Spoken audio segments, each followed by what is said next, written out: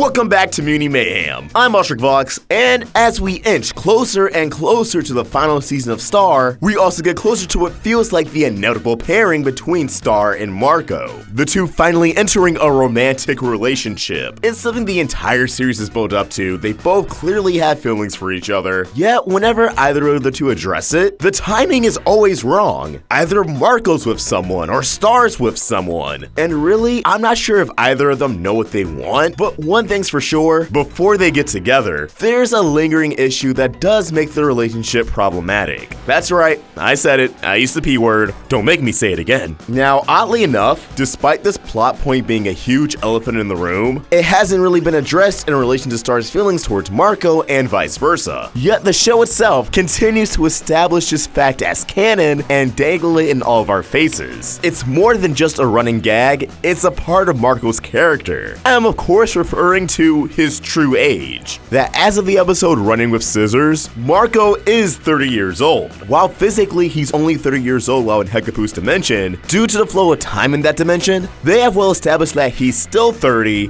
when he's on Muni and even in his own home dimension. Case in point, Marco Jr. During this episode, as Marco is transformed into a painting against his will, Star has to fill out his personality test for him as a way to restore him back to his original form. One of the questions requiring Marco's age range, Star confidently filling out 26 or 35. She doesn't even hesitate. I'm sure this is nothing more than a gag, but it's a gag the series has ran with. Anytime Marco pops up in that dimension, his body immediately jumps to this form. I can see if it functioned along the lines of each time he entered this dimension, he just happened to spend 15 or so years and aged up into an adult each time. But that age is retroactively reversed every single time he leaves and re-enters. Yet, that's not the case. His body adjusts in this dimension according to its actual age. And even if you could wager that, well, that means whenever he's in Muni or Earth or any other dimension, Marco is still canonically 14, 15, that still leaves a dimension where Marco is in his 30s and Star is still in her teens. And while I can't really say I'd be up in arms about this if it became canon, because again, I understand that it's intended as a running gag, there have been many viewers vocal about their discomfort around this. Marco's canonically a grown-ass man, yet the narrative keeps pushing him closer and closer to Star. Again, we could overlook this for the sake of comedy, but it's hard not to be uncomfortable whenever this fact is addressed. Because once more, the show runs with it. It throws it in our face every time we see adult Marco or whenever his age is brought into question. Now, I'm pretty sure both Disney and the crew themselves are aware of this. If standards and practices can nitpick almost every single detail of an animated series, Alex Hirsch has even stated in the past, when he worked on Gravity Falls, standards and practices were always on his case, usually for things that could be interpreted in a sexual context. Then I'm a little bit certain that Disney would have a problem with Star and Marco ending up together as long as their age gap persists. However, I do believe there's a remedy to all of this. In upcoming episode season 4, when I believe to be Ransomgram sees the return of adult Marco, meaning once again he's in Hecapoo's dimension. However, actually accompanying him on this mission in its entirety is Star. This could be our last time seeing adult Marco. Yeah, he may pop up again before the series concludes, so my hypothesis may not be invalidated just because the episode airs. And what I'm about to say doesn't occur yet, so let's just throw this out there. I believe there's a strong chance that by the conclusion of the final adult Marco episode, the plot will call for Marco to either return to Muni or Earth while Star remains in Hecapoo's dimension,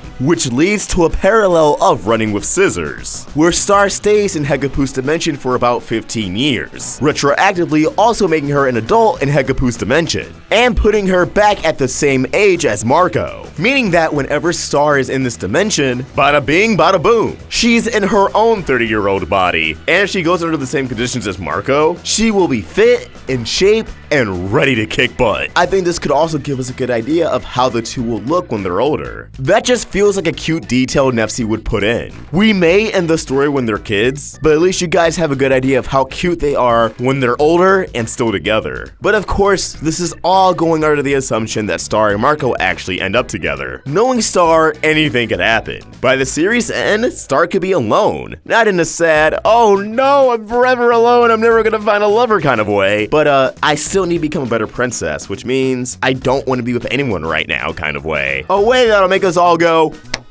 Whoa, girl! But what do you guys think? Do you guys also believe there's a chance Star could age up, putting her on the same playing field as Marco? Drop your thoughts in the comments below or tweet them at Roundtable Vids, and for my own thoughts, you can find me at OshrickVox. We're also on Instagram. Help the Roundtable grow by either becoming a member of this channel or supporting us on Patreon. Link in the description. If you enjoyed this video, throw it a like and subscribe to the Roundtable so you never miss any great cartoon content. Thank you for watching, and I hope you have an awesome day. OshrickVox, out!